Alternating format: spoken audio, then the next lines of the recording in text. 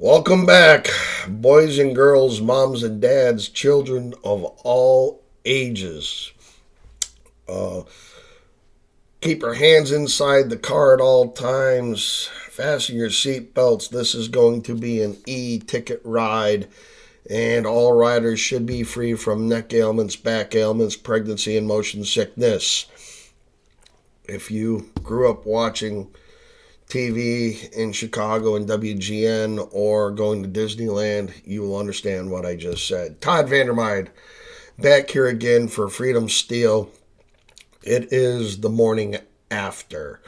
It is 6:30 in the morning. I'm working on about 4 hours sleep and still fighting this chest cold, so if I sound like shit, my apologies, but trying to get information out to everybody. It's been a ride. So last night around 8 o'clock, Pizza the Hut, our governor, signed the gun ban. Surrounded by the two follically challenged foreskins, they did so because they saw the run coming.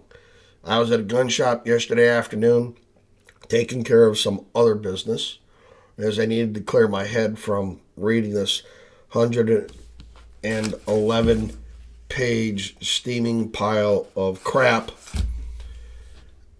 And, in a gun shop that is smaller than my family room, there were 20 people jammed in there snatching up whatever they thought they needed to grab.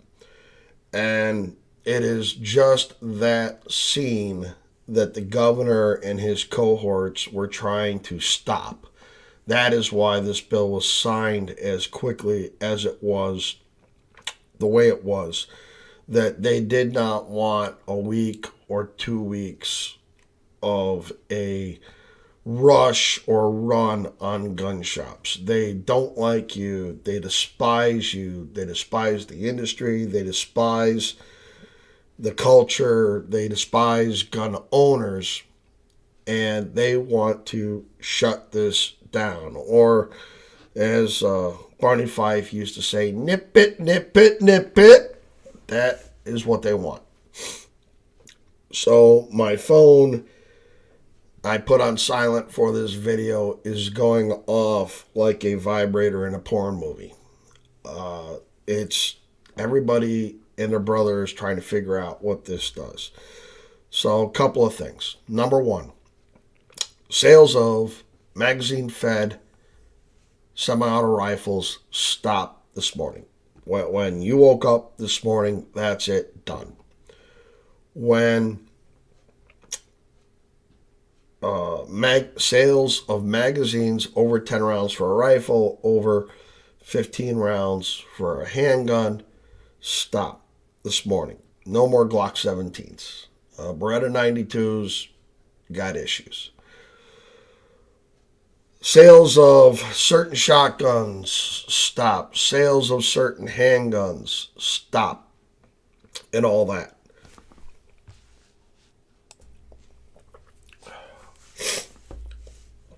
Everybody is trying to understand what this does. And let me just qualify this, that I spent over 30 years as a lobbyist looking at gun laws and proposals and bills. It took me over 8 hours to go through the 5 pages that are the magazine ban to comprehend it. And everybody's going, what's next? When are we going to court? And working on 4 hours of sleep this morning and fighting a chest cold. Sorry if I sound like shit. We'll be in court as soon as we can. But it takes time to understand what they did.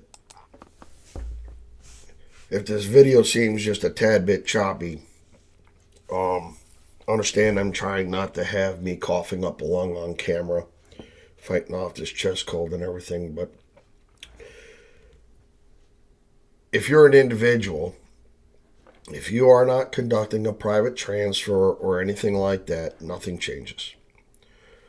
other than if you have that lower receiver or that build that you're in the middle of, you cannot acquire new parts per this law. This law stops the sale of the new guns that I talked about. It also stops the acquisition or sale of new parts to build said guns. It's very broad in that aspect of it. The registration components and the other components like that did not kick in until October. We'll be in court long before that. So as an individual, not much changes right now.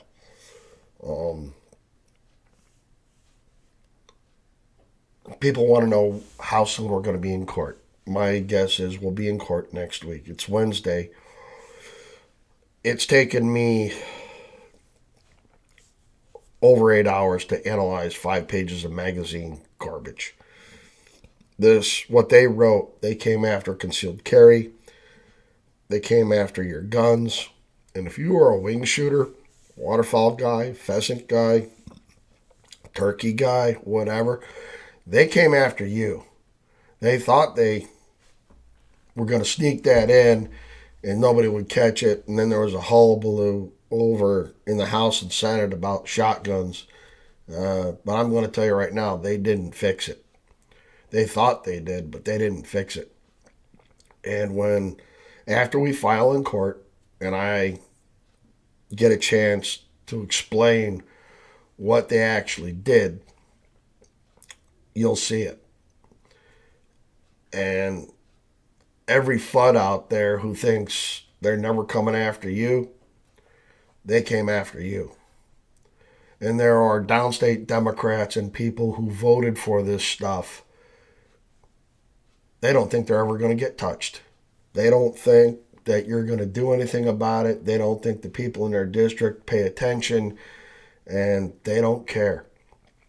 So you're probably going to see 3 different groups going after this in court. You will have the Second Amendment Foundation and ISRA in one lawsuit. You will have NRA, NSSF in a separate lawsuit. You'll have the group that I'm working with, the FFL, Illinois Aurora Sportsmen's Club, and others, GSL, sit there and be in another set of suits.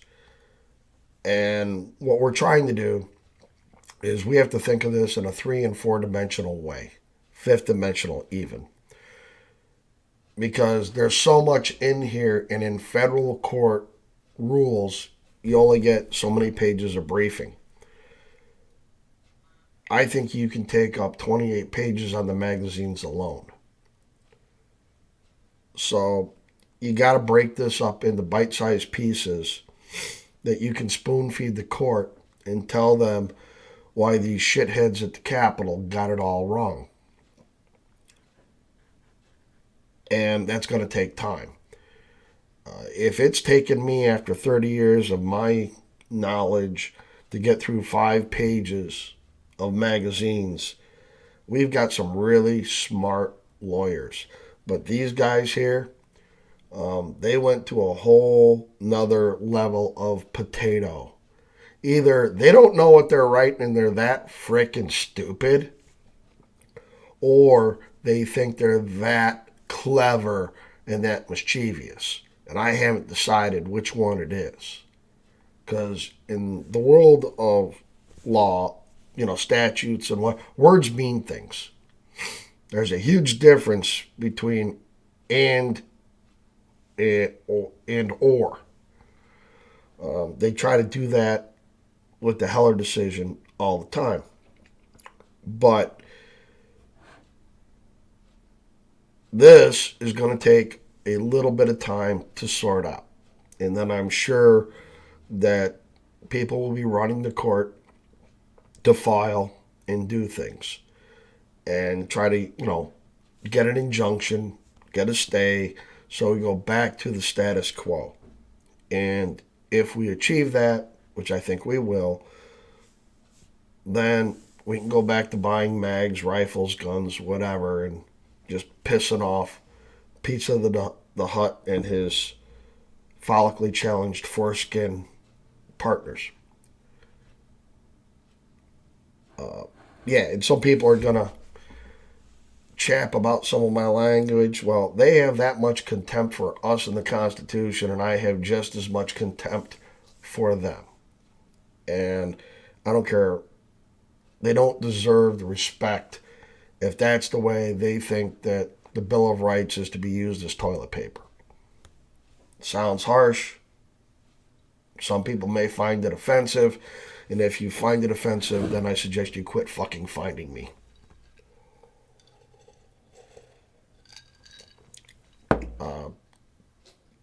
So today, enjoy the sunshine, pet your dog, play with the kids, take the grandkids out for ice cream. We will be in court, and that light at the end of the tunnel is our freight train heading towards the governor and his cohorts in crime. I have no doubt that ultimately we are going to prevail. And what the governor and his cohorts in this little scheme of theirs don't understand, I think they just gave us the keys to the kingdom. I think they have given us the playbook with the court rulings that we're going to be seeking to undo a lot of things that they have and to build upon the rights that are contained within the text of the Second Amendment. A well-regulated militia being necessary to the security of a free state, the right of the people to keep and bear arms shall not be infringed. And I think they have just handed us the keys to set up the greatest judicial enumeration of what the Second Amendment actually says and does. To the point that I think what they just passed here is going to be the undoing of their pet project on ghost guns and other things. I think this is going to be just the stuff they went after. It's hard to quantify right now as I get through all this stuff, but understand there are people working on this, and it's not going to be cheap. When we did the Chicago lawsuits, so everybody remembers McDonald, but there was also a second lawsuit with Oak Park in the city of Chicago that the NRA did. And that lawsuit sat there, and that's why Paul Clement argued alongside Alan Gura at the Supreme Court. Paul Clement was NRA's retained lawyer for that work at the time. And back in 2010, Paul Clement was billing out at $800 an hour. Today, he's billing out at $1,500 an hour. And NRA got reimbursed for every billable hour Paul Clement put down. That bill between Oak Park and the city of Chicago was $1.2 million. So this is not going to be cheap. There are 2.5 million FOID card holders out there. There are between 1,500 and 2,000 FFLs out there. And for all you guys that are ringing my phone off the hook that this thing is going bananas as we sit here 14 minutes into this video, where have you been? You've all been riding my coattails and somebody else's, figuring somebody else is going to take care of your livelihood or your rights. Well, it's time to get off the sidelines. And I'm not going to sugarcoat it. You've been riding somebody else's coattails, waiting for somebody else to do the work. Well, guys, there is no 911 in this thing. It's up to us. Nobody is coming to save us. It's on us. The old adage is that, the glass on top of your rifle is probably going to cost you what you paid for the rifle. Well, that's what it's going to cost you in the ante to this poker game to make sure that you can keep what you have and pass it on to your kids and grandkids. So the three groups I'm working with are Second Amendment Law Center. They have a donation page. You can check the box for Illinois to make sure your donations are steered towards our litigation efforts. You have FFL Illinois, the Illinois-based dealers group. They have a donation button. All the links will be below.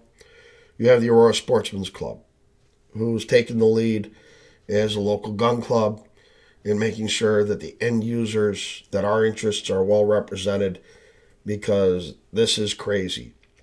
If you're a snowbird and you have residency outside the state, this new law says you can only show up here with your gun or rifle for 24 hours. It's that crazy. So this impacts carry, this impacts ownership, acquisition, possession, privacy, everything. So it's going to be a big fight.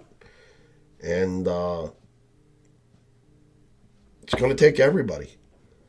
So with that, guys,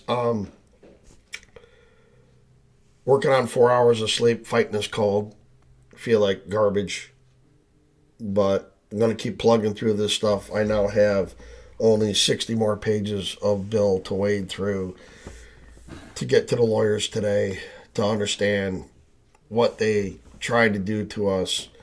And I think sometime along the way, I just may go out, hit Walgreens, and buy some KY that I can have on hand for when we prevail in court to pass out to the architects of this steaming pile of crap.